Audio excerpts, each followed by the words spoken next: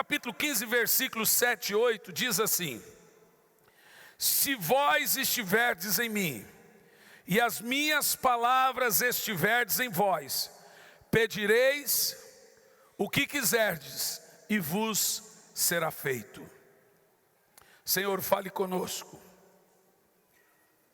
que não seja eu quem fale, mas que seja o teu Espírito falando aos nossos corações, em nome de Jesus. Meus amados, um dos textos mais lindos de toda a Bíblia que eu li, nesse capítulo, no final dele,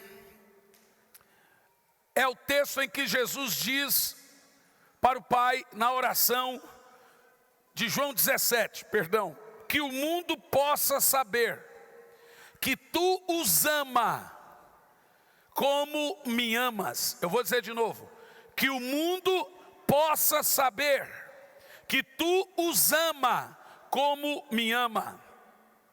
Um dos maiores tesouros que descobri em toda a minha vida foi o fato de que Deus não tem filhos favoritos. Foi o fato de que todos os filhos de Deus têm um lugar exclusivo em seu coração. A obra que Ele realizou em Cristo destruiu absolutamente todo o poder do inimigo e agora redime todas as criaturas e filhos de Deus que creem em Jesus e o aceita como seu Salvador.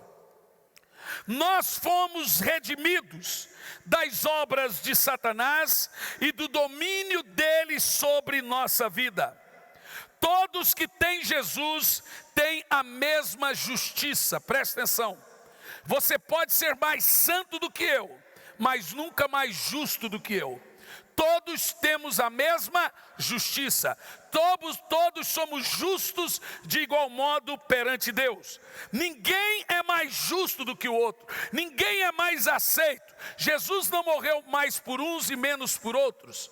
Todos têm a mesma justiça diante de Deus.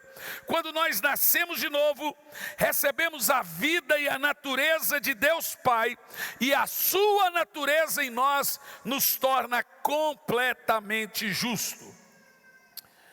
Saindo da introdução, devemos entender um pouco sobre a palavra viva de Deus. Preste atenção.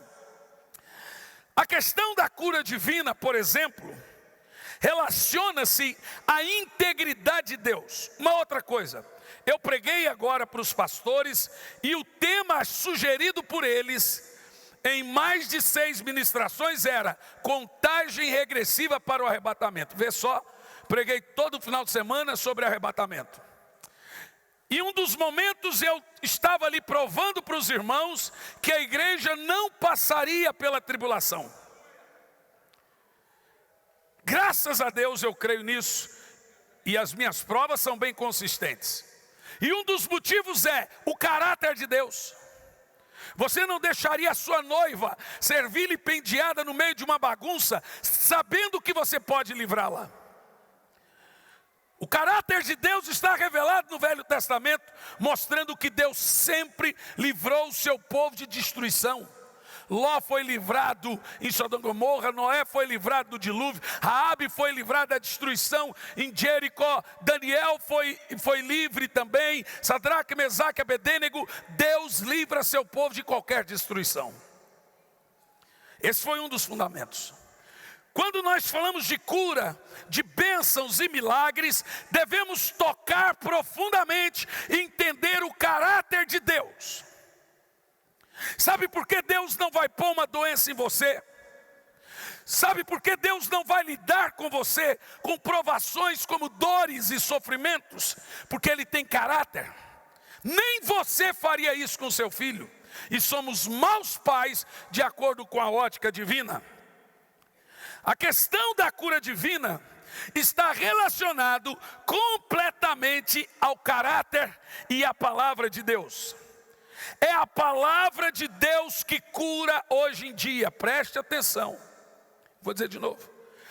É a palavra de Deus que cura hoje em dia. Toda pessoa curada é curada pela exposição da palavra. Deus, em Cristo, realizou uma obra perfeita de redenção. E nessa redenção está a cura divina. Contudo, por causa da falta de conhecimento da palavra de Deus, crentes em toda parte do mundo estão enfermos. Vamos conferir alguns textos na Bíblia. E eu gostaria de colocar em ótica aqui nessa manhã que a cura faz parte da obra redentora da cruz. Não pregar cura é não pregar toda a cruz. Salmo 107, versículo 20 diz: enviou-nos a sua palavra e nos curou. Enviou-nos a sua palavra e os curou. João 1:1 diz: no princípio era a palavra estava com Deus, e a palavra era Deus, e a palavra se fez carne. No verso 14 diz: e aquele que é a palavra se fez carne e habitou entre nós, cheio de graça e verdade. Jesus é a palavra de Deus enviada para curar. A palavra de Deus só se torna vida e saúde a nós quando agimos, escute bem, quando agimos com base nela. Vou dizer de novo. Não basta você dizer que crê na palavra, você tem que agir com base na palavra. A palavra de Deus é Deus falando. Quando a sua fé age com base no que Deus diz, ela produz fruto. A palavra de Deus é o próprio Deus. O Espírito Santo ungiu a palavra de Deus. O Espírito Santo ungiu o corpo de Cristo. E o Espírito Santo ungiu o nome de Jesus. Então há tanto poder no nome de Jesus quanto que havia nele quando ele esteve aqui na terra. Usar o nome de Jesus é agir como se ele estivesse pessoalmente agindo. Então entenda uma coisa poderosa. Nós podemos depender totalmente, completamente da palavra de Deus. Toda a integridade de Deus, tudo o caráter de Deus, tudo que Deus é, está naquilo que Ele disse. Por isso, a palavra de Deus não pode voltar vazia e ela não pode falhar. Para você ter uma ideia sobre a palavra de Deus, o trono de Deus só fica firme porque ele é sustentado pela palavra de Deus. A Bíblia diz que o mundo é sustentado pela palavra de Deus. Então você não pode duvidar do que Deus disse. Porque se o trono de Deus é um trono de justiça e integridade, e é sustentado pela palavra de Deus, a palavra de Deus detém e mantém o próprio caráter de Deus. Em Hebreus capítulo 7, versículo 22, diz assim: por isso mesmo, Jesus tem se tornado o fiador da sua palavra. Opa! Deus falou e pôs o filho dele como fiador do que ele falou. Você entendeu a seriedade disso? Mas quem está entendendo aí? Jesus é o fiador do que Deus fala. Ele mantém a palavra de Deus firme. Uau! Você já teve alguma promessa de Deus na sua vida? Agora cuide bem. Alguém profetizou, você teve confirmação que isso foi de Deus, porque senão você não pode cobrar. Você teve confirmação que foi o próprio Deus falando, porque veja, quando nós falamos de palavra de Deus, existem dois tipos de palavra de Deus na Bíblia. Existe o logoi, o logos, que é a palavra escrita, e existe o rema, que é a palavra revelada. Logos é uma palavra imutável, que está escrito ali, a sua oração, seu jejum não muda. é o Logos. Mas a palavra revelada é aquela palavra de Deus dinâmica. Hoje aqui nessa manhã, você pode receber um rema. E essa palavra não está escrita, ela é liberada de acordo com a nossa necessidade. Quando a Bíblia diz que ele enviou a sua palavra, falando de Jesus, ele usa os dois termos. Jesus é o Logos e Jesus é o rema. Ele é o Aleph e ele é o Tav. Ele é o Alfa e é o Ômega. Esse fundamento de toda a palavra de Deus está desde Mateus ao livro do Apocalipse.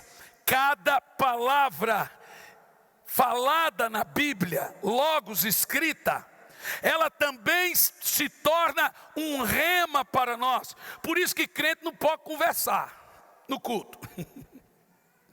Por isso que crente não pode sair de culto antes de terminar. Porque pode ser que no último minuto do culto tenha um rema para a sua vida. Pá, pegou, recebeu. Entendeu o que eu disse? Jesus é aquele que mantém e sustenta a palavra de Deus. Então deixe-me te ensinar nessa manhã como agir com base na palavra. 3 fundamentos: fé, esperança e concordância mental. Diga comigo: fé, esperança e concordância mental. Eu gostaria de, em alguns momentos, mostrar a você a diferença entre fé, a diferença entre esperança e a diferença entre concordância mental. Primeiro, concordância mental. A concordância mental é reconhecer a veracidade da palavra, sua integridade, porém nunca agir com base que você está lendo ou recebendo aquilo.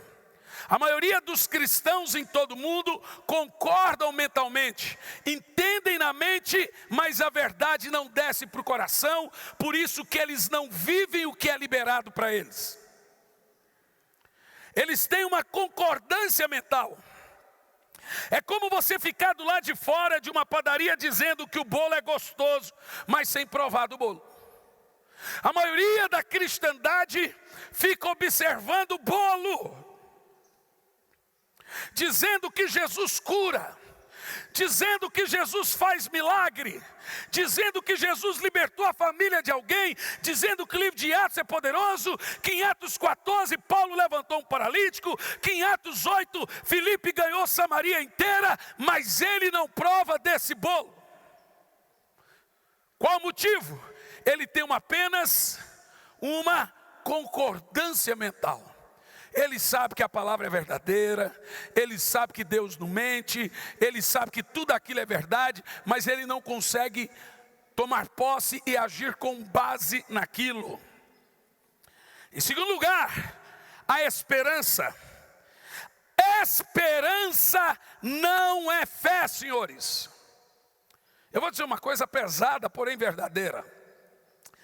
A maioria, esmagadora maioria do povo de Deus não tem fé de fato. Tem uma fé religiosa. Eles têm fé que tem fé. Eles têm fé na sua fé, mas não a fé ativa.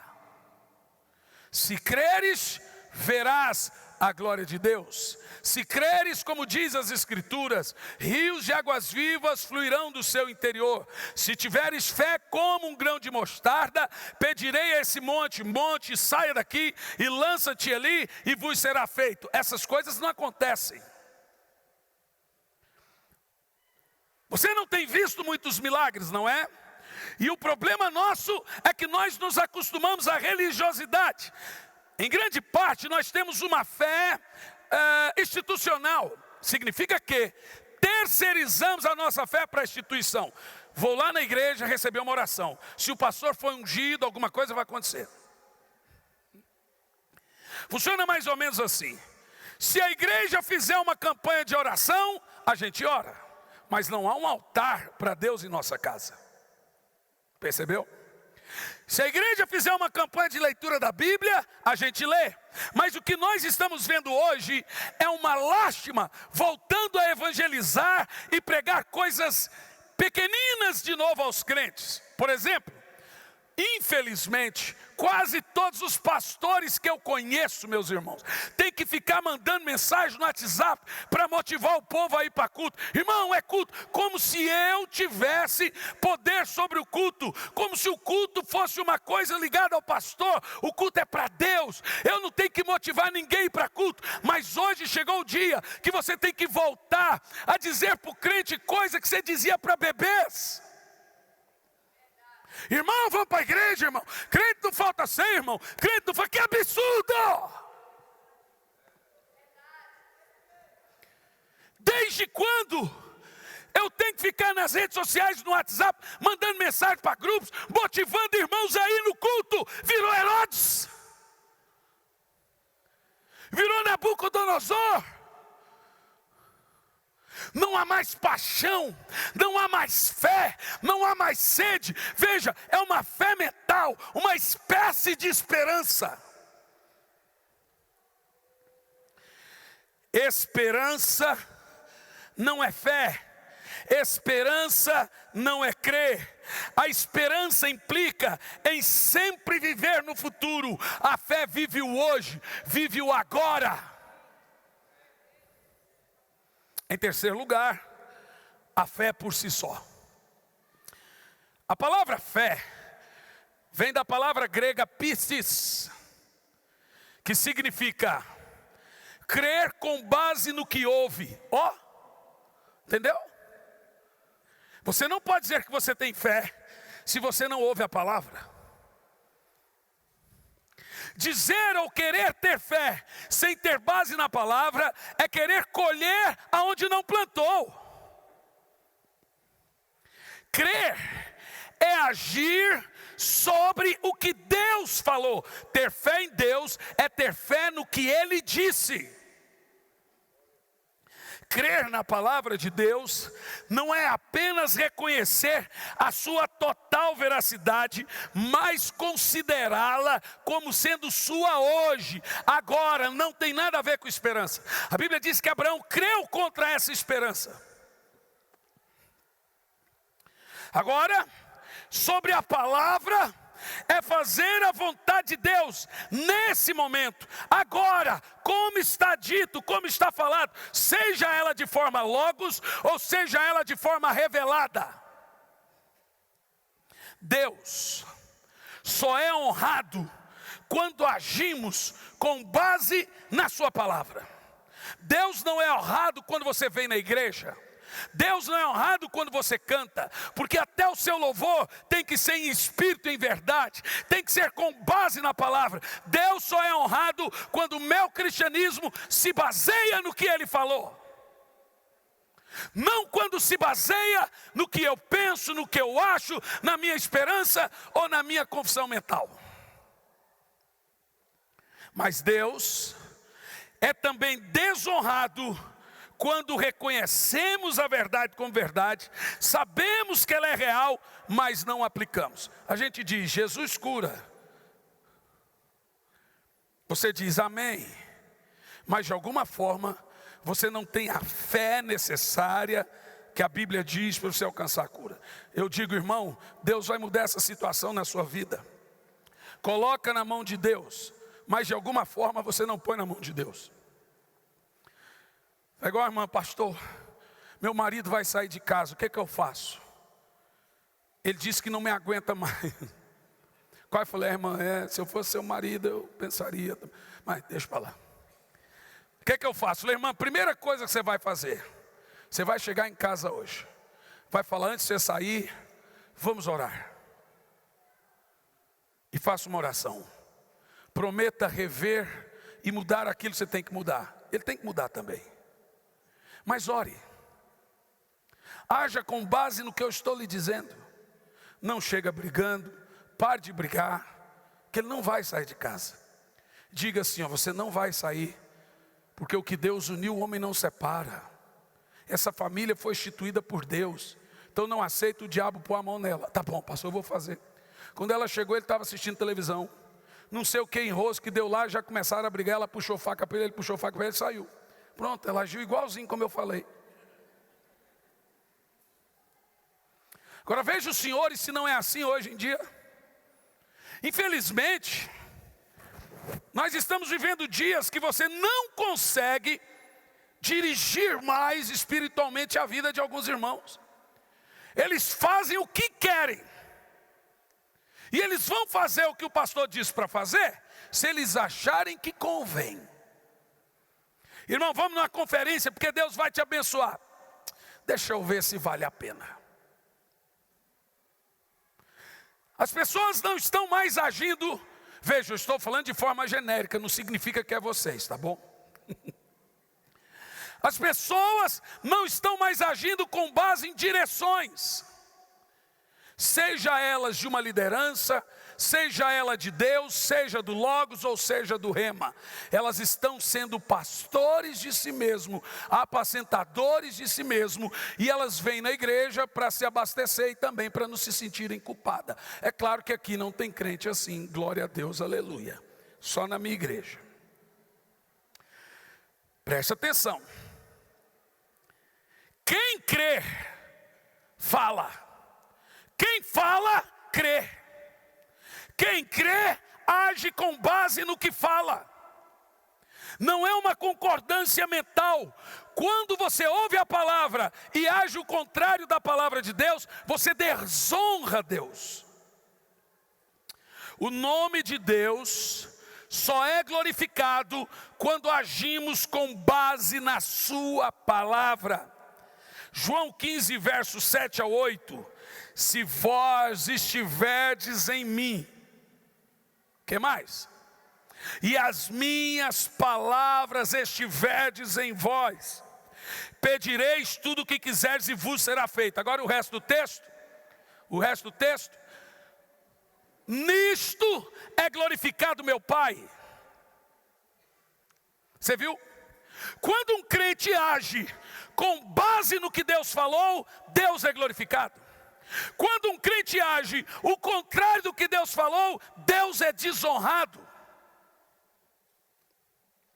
Nisto é glorificado meu Pai, que deis fruto e sejam meus discípulos.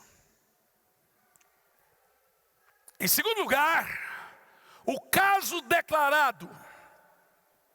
Há dois pontos de vista quanto curas e bênçãos. Vou especificamente falar de cura, e isso pode significar cura do seu casamento, cura física, cura emocional, é cura. Tem gente que não é cego, mas o milagre nas finanças dele é tão grande quanto um cego enxergando. Ok, senhores? Dentro do ponto de vista da cura, existem dois pontos de vista interessantes baseados nisso. Primeiro, de que a cura não está no plano de redenção, é só uma bênção liberada por Deus. Este ponto considera a fé como um dom. Preste atenção. Se Deus quer fé para ser curado, ou seja, se fé é um dom, então Deus tem que te dar fé para ser curado. E se você não é curado, a culpa é dele, porque ele não te deu fé para ser curado. Esses são o ponto de vista dos sensacionistas, que não creem que cura é para qualquer momento, ela até acontece, mas não é toda hora que a gente ora, e Deus não cura todo mundo, Ele cura quem Ele quer. Que coisa interessante. Mas vamos alinhar um pouco isso. Se Deus lhe der fé para ser curado, nesse primeiro ponto de vista, então você será curado. Se Ele não lhe der fé para ser curado, você não será curado. Isso também pode ser chamado de determinismo. Eu vi um pastor pregando esses dias dizendo: se você sair de casa para viajar, não adianta você orar. Se tiver que acontecer um acidente, vai acontecer, porque estava determinado. Irmão, cada besteira que a gente ouve aí, tem uns caras que é doido. Ou seja, preste atenção. O segundo ponto de vista do qual eu participo, E tenho certeza que essa igreja também, porque aqui tem um grande evangelista, tem aqui um grande pastor e tem aqui uma benirrinha.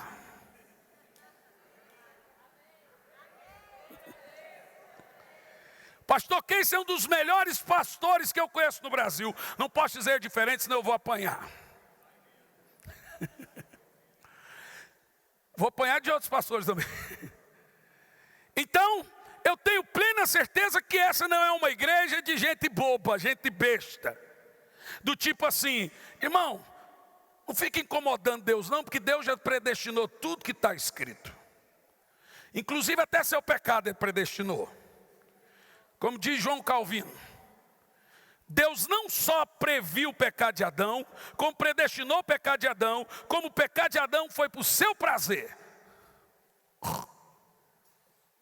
Irmão, isso é sadismo. Isso não é nem blasfêmia, é sadismo. Então a ideia do determinismo é o seguinte: não venha para a igreja pedir bênção, venha buscar a Deus. Ora, se Deus tivesse algum problema de alma com o irmão com dor que precisa de algo dele, Deus é curadinho, irmão. Deixa eu falar um negócio. A melhor maneira de você honrar a Deus é tomar algo dele. Davi disse: o que darei ao Senhor pelas bênçãos que tem me feito? Davi não disse: vou levar um presente para ele. Ele disse: tomarei o cálice da salvação, engrandecerei o seu nome. Ele está dizendo, a melhor maneira de honrar a Deus é tratá-lo como Deus. Senhor, eu vim aqui atrás de uma cura, porque só o Senhor pode curar. É assim que se honra a Deus, irmão. Entendeu o que eu disse? Você honra a Deus quando age com base no que Ele fala. O segundo ponto de vista sobre a fé é que a cura faz parte da obra da cruz, da obra da redenção, porque a doença veio com a queda, senhores. Veja bem, se a doença veio com a queda, ela não pode ter sido dada por Deus. Eis, enfermidade é uma obra maligna. Então quem está doente está usado. Não, calma. Jesus diz que tem 3 motivos porque um crente fica doente. Primeiro, mestre, quem pecou? Ele ou os pais? Em uma resposta Jesus mata a charada. Primeiro, ninguém pecou. Segundo, ele não pecou. Terceiro, ele está assim para que o nome do Senhor seja. Então nós temos 3 situações aqui. Doença vem quando alguém peca. Não é todo mundo que está doente que está em pecado, mas todo mundo que peca inevitavelmente vai ficar doente. Doença vem quando alguém peca. Doença vem por herança. E doença vem para que o nome do Senhor seja glorificado na cura. Tem gente enferma aqui nessa manhã. E o nome do Senhor será glorificado na sua vida, porque milagres vão acontecer na sua casa, milagres vão acontecer na sua família, milagres vão acontecer ainda esse ano. Creia que a sua família estará no altar junto com você, glorificando a Deus. Ei, você não entendeu? Eu acabei de liberar um rema. Pega isso e recebe, irmão. Pega isso para a sua vida nessa manhã.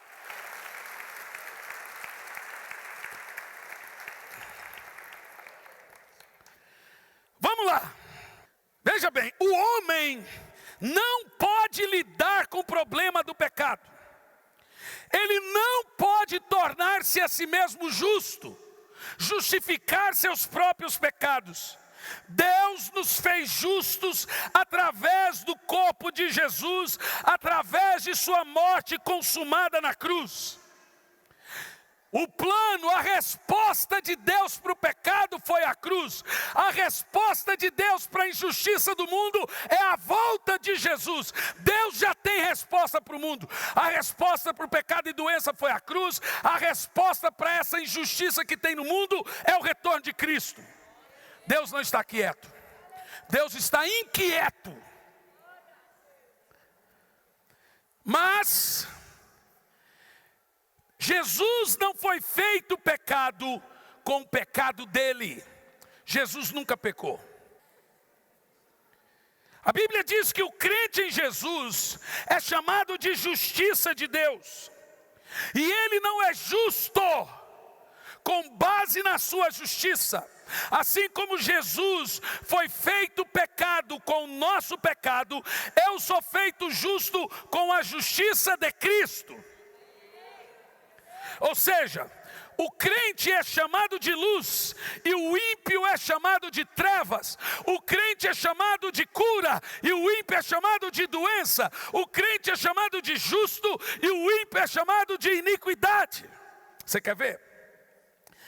2 de Paulo aos Coríntios, capítulo 6, verso 14 ao 16. Presta atenção nesse texto, meus irmãos.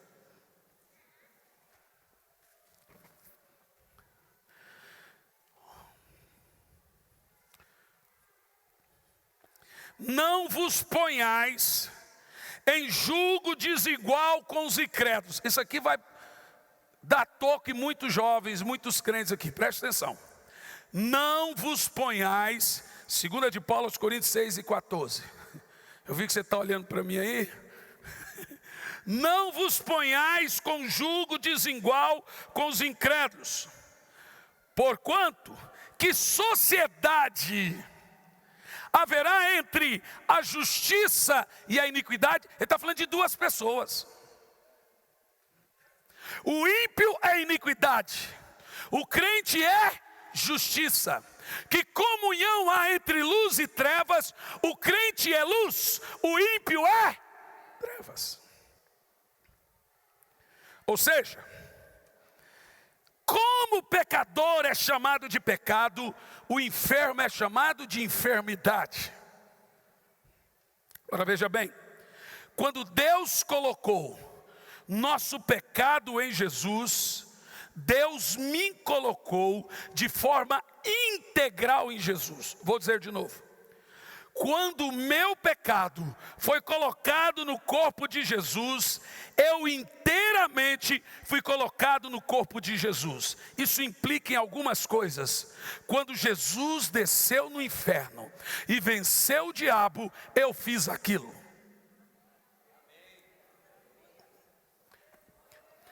Cri. Deixa eu te falar de novo. Na cruz, Deus me colocou integralmente no corpo de Cristo. Eu era o pecado no corpo dele.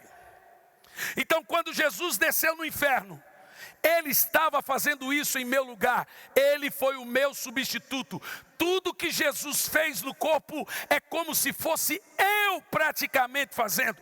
Quando Jesus desceu no inferno, tomou a chave da vida e da morte da mão do diabo, fui eu que fiz isso. Quando Jesus morreu, eu morri. Quando Jesus desceu no inferno, eu desci. Quando Ele subiu, eu subi. Quando Ele ressuscitou, eu ressuscitei. Quando Ele subiu nas regiões celestiais, calma. Quando Ele subiu nas regiões celestiais e se assentou, eu me assentei. Agora eu estou reinando com Cristo, assentado nas regiões celestiais, porque eu e Cristo somos um.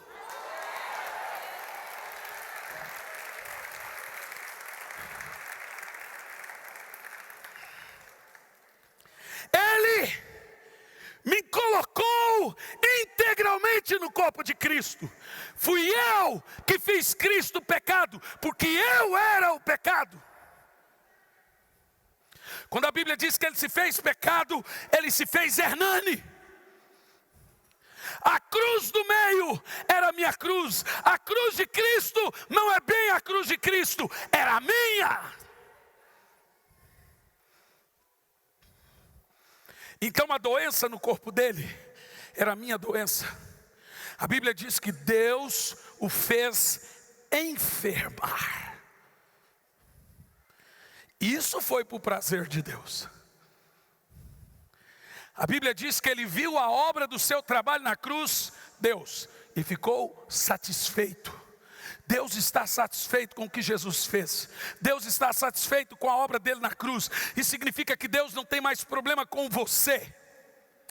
Tudo que Jesus fez na cruz satisfez a Deus. Agora é hora de você vir e receber o seu milagre. Agora é hora de você vir e tomar posse ainda esse ano da mudança na sua família, da transformação na sua casa. Aprender a falar com base no que Deus disse. A sua família não é obra do diabo. Satanás, 1000 cairão ao meu lado, 10.000 à minha direita, mas eu não serei atingido. Virão por 7 caminhos, 7 caminhos fugirão. Satanás, sai da minha casa, porque a palavra de Deus diz que quem é de Deus, o maligno não toca. Eu estou agindo com base na palavra.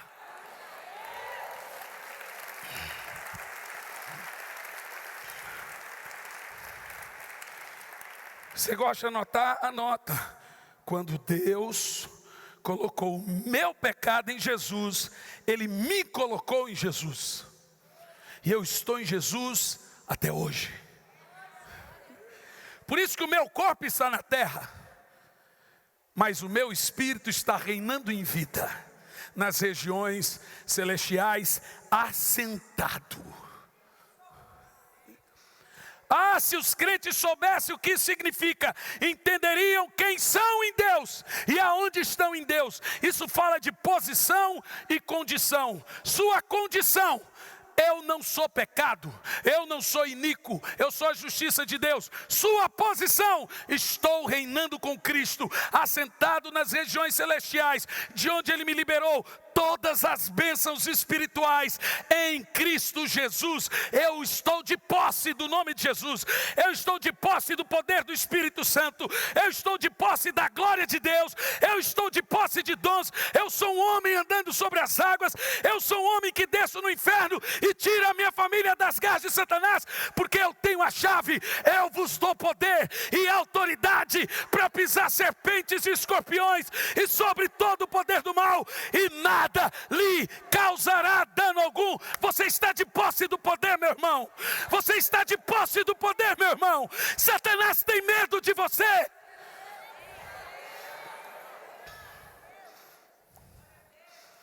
Sabe, você se comporta às vezes como um vira-lata, mas você é poderoso. Você se comporta às vezes como um coitado, mas você anda sobre as águas. E se não andar sobre as águas, você abre as águas.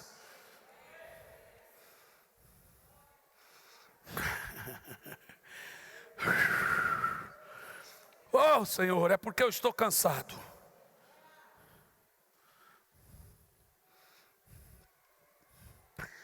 Jesus se tornou pecado com o nosso pecado e se tornou enfermo com a minha enfermidade.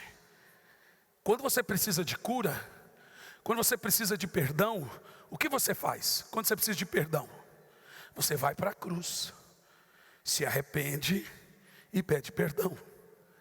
Quando você precisa de cura, o que você faria? Ou o que você deveria fazer? Sabe qual é o nosso problema? Jesus é o nosso Salvador, perdoador, nem sempre é o nosso curador e abençoador. Porque todos os textos da Bíblia que tratam o pecado, tratam a doença igual. Se você tratar a doença como você trata o pecado, como você vence o pecado, você vencerá a doença. Porque na cruz de Cristo, Ele levou as duas coisas: o pecado e a doença. Percebeu? Cura está na redenção.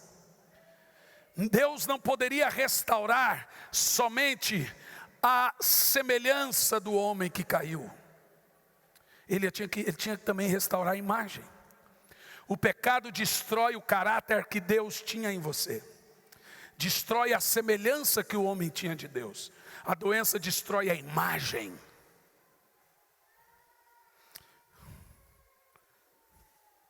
Quem está me entendendo, senhores? Isaías 53:10. Todavia o Senhor agradou moê-lo e fazê-lo enfermar. E continua: Todos nós andávamos como ovelhas, cada um se desviava do seu caminho, mas o Senhor fez cair sobre ele a iniquidade de nós todos, fez cair sobre ele a enfermidade de nós todos. No nosso ponto final, afligidos no espírito. Presta atenção. Jesus foi o remédio de Deus para o pecado e a doença. Está resolvido. O que eu preciso fazer? Ter fé. Fé é a moeda do céu.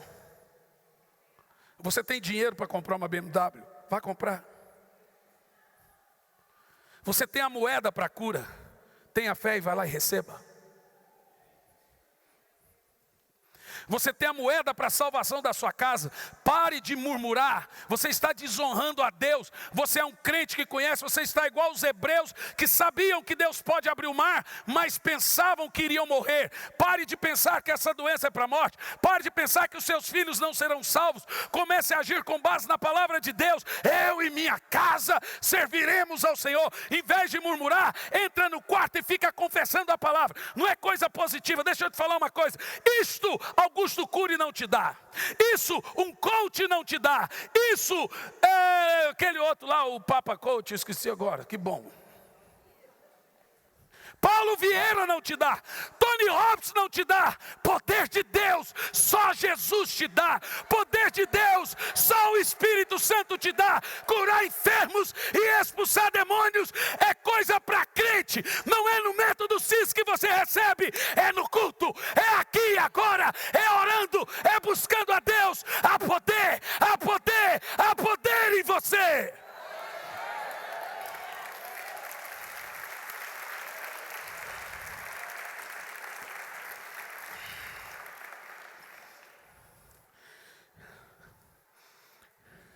Ainda que no corpo lutemos contra o pecado e a doença, escute bem, ainda que no corpo lutemos contra o pecado e a doença, na mente de Deus a coisa está resolvida.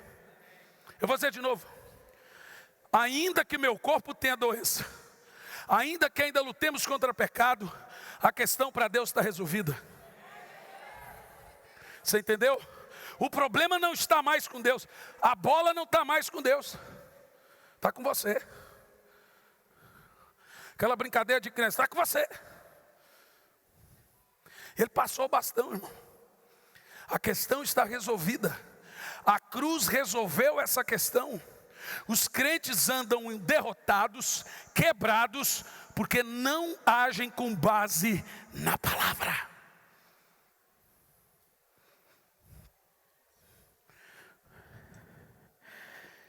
Não há problema de doença. Há problema em não assumir sua posição de fé. Mas pastor, nem todo mundo é curado quando ora. É verdade.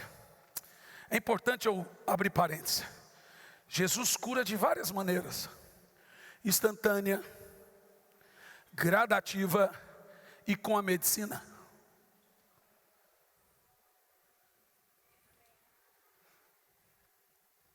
Aí eu não quero ir no médico. Que Jesus cura não é da sua conta. Como Ele vai curar não é da sua conta. Que você será curado é da sua conta. Entendeu? Eu já vi casos de situações que os médicos não sabiam o que era. E a irmã começou a ter fé, que um pouco o médico falou, descobriu nada. Toda cura é divina, meu irmão. A ciência da medicina não é bem uma ciência, é um dom. Deus está nas mãos dos médicos. Ele cura também usando a ciência. Ou eu vejo irmãos aí que iriam fazer uma cirurgia com câncer na cabeça. O médico falou, 99% não saiu vivo, ileso, sem nenhuma sequela. Você acha que foi a medicina? O próprio médico vem e diz, não sei como, não foi as minhas mãos, foi um milagre. Toda cura é divina, diga isso. Quando João Batista bradou em 1 de João 29, eis o Cordeiro de Deus que tira o pecado do mundo, ele estava dizendo, ele é a resposta para os seus problemas. Ele é o seu substituto na cruz. Aleluia. 1 de Pedro 2:24. Levando ele mesmo em seu corpo os nossos pecados, e os nossos pecados sobre o madeiro, para que mortos para o pecado, pudéssemos viver para a justiça. Leia o resto agora. Você percebeu que o texto, como dá o tratamento para o pecado, ele dá para a doença, no mesmo texto. Aonde Jesus tratou a enfermidade? Na cruz. Aonde Jesus tratou o pecado? Na cruz. Veja, cura é redenção. Quem somos nós para negar perdão e cura para as pessoas? Deus quer que você saiba que quando Ele colocou a doença no corpo de Cristo, foi sua doença e seu pecado. Agora me explique uma coisa: como ficamos doentes e como pecamos? Quando alguém diz assim, então todo mundo tem que ser curado, eu digo, então todo mundo tem que ir para o céu. Por que nem todos são curados? Pelo mesmo modo que nem todos se convertem. Mas Jesus morreu por todos e liberou a palavra de curar todos. Entendeu o que eu disse? Quem está entendendo? O que nós precisamos fazer como crentes em Jesus? A doença e o pecado não passam de um blefe do diabo na sua vida. É o diabo querendo que você pense que ele tem algum domínio sobre você. Pois eu estou aqui essa manhã para dizer, isso é uma mentira.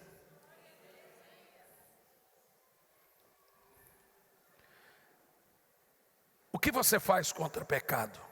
Foge. O que você faz com a doença? A Bíblia manda você ter fé. Fé que Jesus levou sobre si as nossas enfermidades. Agora, o que é fé na palavra? Você vai pegar tudo que eu preguei e vai orar com base no que você ouviu. Isso honra a Deus. Fique em pé.